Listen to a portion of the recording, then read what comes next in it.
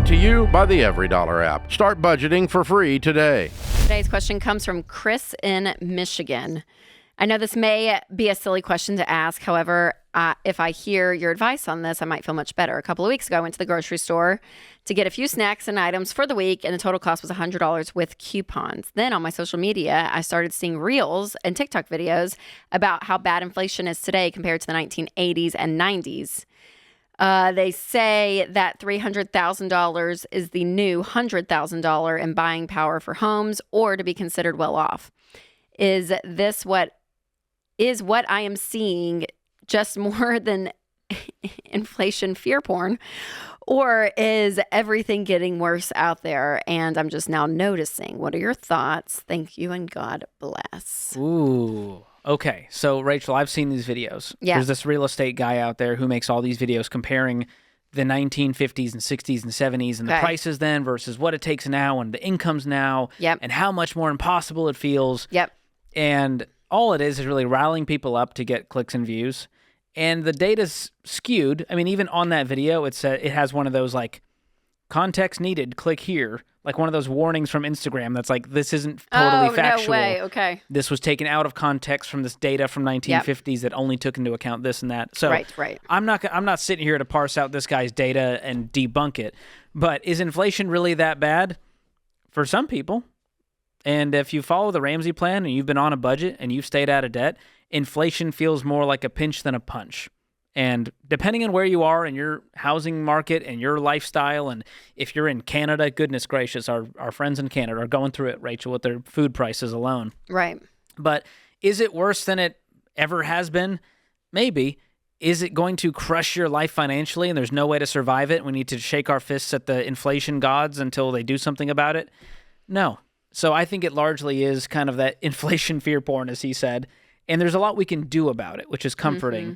But I also don't want to minimize the fact that it's hard. I mean, and I think there's a reality to like the real estate side of it, right? I'm like, houses are insane, interest rates are insane, but it's also perspective. Because when you look back at certain times, even in the 80s, what interest rates were on houses, it was like 16, 18%, right? For mortgages.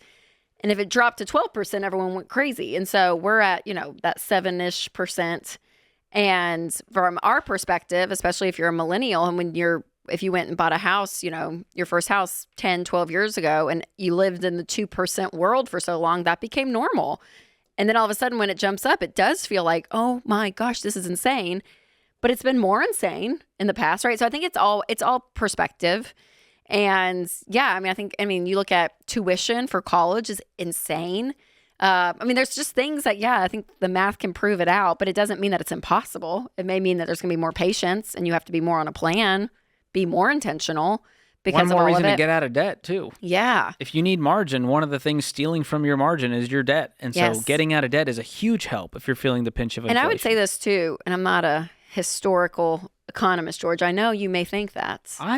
But I'm not. All right. But I would say life is it is a roller coaster. It is up and down, and there's going to be good times. There's going to be bad times. You look at '08 and what the housing market was. It's the opposite, and what it is now in the sense of how expensive houses are. So things fluctuate in life. There's an election year coming up next year that always kind of changes the economy to a degree. People hold on to their money. They wait and see. I mean, things they shift all the time. Oh, yeah. So to be in this permanent mindset that this is how it's going to be forever and ever and amen, it's just not true. So, well, and Rachel, you always say, comparing your life to someone else's is always going to end just kind of drinking your own poison in a sense. And so the same goes for comparing your life to the folks of the 1980s and the 70s and the 60s.